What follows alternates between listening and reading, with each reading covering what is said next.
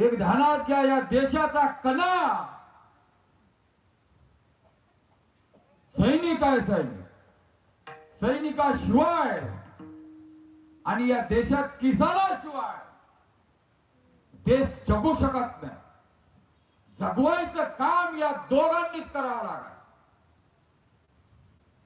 पोट भरण्यासाठी किसान, माझा शेतकरी, आणि जीवन संरक्षित करण्यासाठी, तुम्हाला जिवंत ठेवण्यासाठी देशाच्या सीमेवर लागणारा सैनिक, हे दोन जर वजा केले,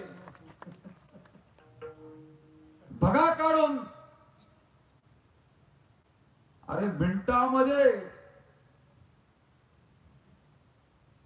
देऊळगाव राजापर्यंत बांगलादेशी, पाकिस्तानी, चायनीज ही लोक घुसल्याशिवाय राहणार.